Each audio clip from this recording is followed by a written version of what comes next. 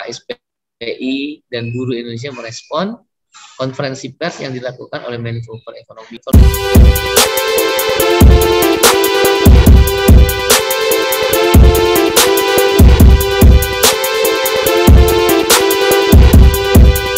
Ngotot sekali menyatakan Undang-Undang Cipta Kerja masih tetap berlaku dan mengulang-ulang propaganda. Ini yang berbahaya sekali ya. Kalau pemerintah yang diwakili oleh Menko Perekonomian yang kebetulan dari pengusaha berulang-ulang itu sifatnya propaganda untuk hanya menyebut amar putusan nomor 4 daripada Mahkamah Konstitusi.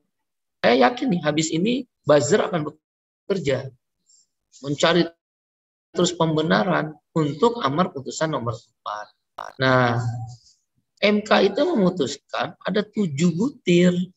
Harusnya pemerintah sebagai penyelenggara negara menjelaskan secara objektif butir nomor 1 hingga butir nomor 7. Makna dari butir amar keputusan MK nomor 7 yang intinya menangguhkan, sekali lagi saya ulangi, menangguhkan segala peraturan yang bersifat strategis atau berdampak luas. Coba definisikan, itu jelaskan oleh Menko Perekonomian, kan beliau Menko Perekonomian mewakili pemerintah. Itu frase pertama di amar keputusan butir nomor 7. Nah, frase keduanya adalah dilarang menerbitkan peraturan yang baru. Jelas sekali itu kalimat.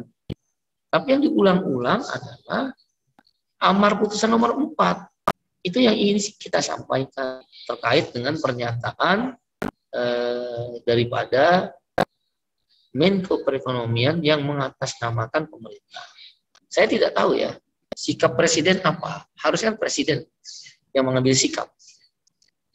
Presiden belum bersikap, tapi Menko Perekonomian dengan gagah perkasa, gegap gempita, sidang aja belum ditutup, sudah konferensi pers.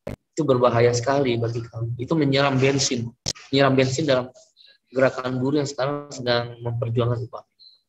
Oleh karena itu, sikap KSPI mengecam keras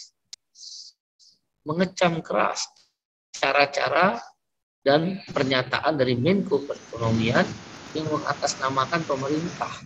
Oleh karena itu, kepada gubernur yang telah menetapkan upah minimum UMP 2022 dicabut, direvisi.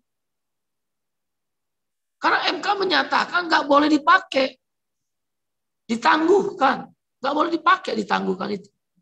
Sampai ada kemudian perbaikan paling lama 2 tahun.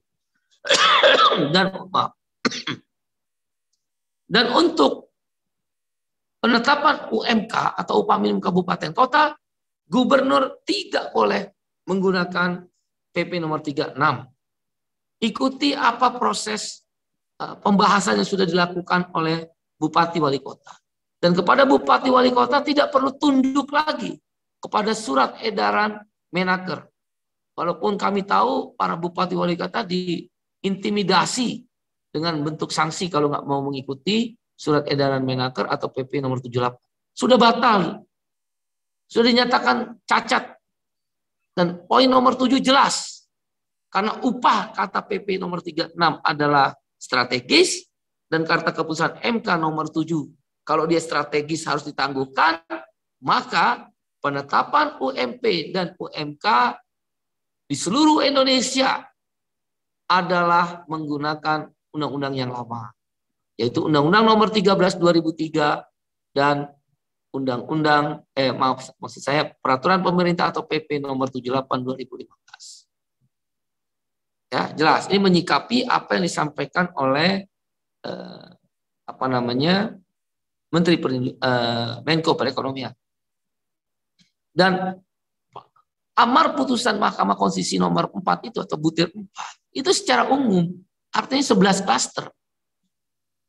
Jadi bukan berarti semua itu berlaku. Karena di amar keputusan nomor 7 ada yang khusus. Ketika pasal itu atau peraturan turunan dari Omnibus Law itu berdampak luas dan bersifat strategis, maka pasal amar keputusan nomor 7 itu jelas. Tolong Menko Perekonomian juga menyebut dong. bahwa ditangguhkan dan tidak boleh menerbitkan peraturan baru yang belum ada. Nah, itu sikap kami. Sikap yang kedua terkait dengan UMP yang telah ditetapkan gubernur di seluruh Indonesia, kami KSPI dan buruh Indonesia meminta dicabut dan dinyatakan tidak berlaku oleh gubernur. Gubernur kemudian memanggil Dewan Pengupahan Provinsi untuk merumuskan kembali nilai kenaikan upah minimum di provinsi. Jadi SK tersebut dicabut dan tidak berlaku. Dirundingkan kembali. Berapa nilainya? KSPI sekarang pada anggi, yaitu 4% sampai 5%. Bahkan di beberapa daerah sudah ada di atas 5%. Seperti di Maluku Utara, di Jogja provinsinya. Wabil khusus, saya ulangi. Wabil khusus, Gubernur DKI Jakarta, KSPI dan KSPSI AGN memberi tenggang waktu 3 kali 24 jam. Saya ulangi, memberi tenggang waktu kepada Gubernur DKI Jakarta 3 kali 24 jam untuk mencabut dan merevisi dan merevisi SK Gubernur tentang UMP DKI tahun 2022. Kenaikan yang kami minta 5% untuk DKI minimal. Di atas itu silahkan diputuskan oleh gubernur. Ya, bila mana 3 kali 24 jam gubernur DKI maupun gubernur di seluruh Indonesia, wabil khusus gubernur DKI, kenapa kami menyebutnya wabil khusus? Karena kenaikan UMP DKI sangat menentukan dan mempengaruhi UMK di seluruh Indonesia. Stuck itu. Bupati wali kota stuck. Nggak berani naikin di atas UMP DKI. Tapi UMP di luar DKI, dia tidak punya pengaruh kepada UMK di masing-masing provinsi. Bahkan nilai UMK yang ditetapkan gubernur dalam satu provinsi itu boleh jadi dan jurisprudensi kebiasaannya lebih tinggi dari UMP. Maka jarang serikat buruh mempersoalkan UMP kecuali UMP DKI. Malulah. Tahun depan Indonesia akan menjadi ketua G20, G20. Di mana di situ Indonesia terkaya nomor 7 dari purchasing power parity atau GDP-nya. Nomor 7 terkaya di dunia. Akan menjadi ketua sidang G20. Tiba-tiba ditanya, berapa kenaikan upah minimum di ibu kota Jakarta, capital city of Indonesia? Maka kami akan menjawab, Rp37.000 per bulan. Rp37 per bulan. Dibagi 30 hari untuk hidup, berarti kenaikan upah minimum per hari kira-kira Rp1.300. Rp1.300. Untuk membandingkan saja, kalau kita masuk toilet publik di DKI, di terminal, di stasiun, itu bayarnya Rp2.000.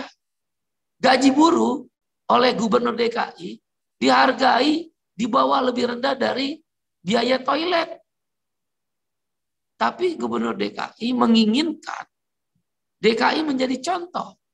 Upahnya saja kenaikan upah minimum per harinya Rp1.300, nilainya di bawah biaya kalau kita masuk toilet di ibu kota. Di ibu kota itu Rp2.000. Dan tahun depan akan menjadi tuan rumah G20. Indonesia negara terkaya nomor 7. Kalau saya kampanye internasional, malu ini. Saya kampanye, dan ITUC udah tahu, Konfederasi Serikat Buruh sedunia udah tahu dan mentertawakan sekencang-kencangnya DKI itu. Hanya 13 sen per hari, per day. Ya, kalau dihitung sejam, 1.300, dibagi aja 8 jam. Ya, 8 jam berarti cuma 150 perak. DKI naik upahnya Rp150 per jam. Memalukan. Sebagai perbandingan, Turki menaikkan upah rata-rata nasionalnya adalah 21,56%. Turki 21,56%. Janganlah membandingkan Jakarta dengan Istanbul, malu muka mau ditaruh di mana. Ya, begitu pula Jerman menaikkan upahnya 22%. 20% untuk tahun 2022. Jerman naik upahnya 20%. Turki 21,50. Hongaria itu di atas 10%.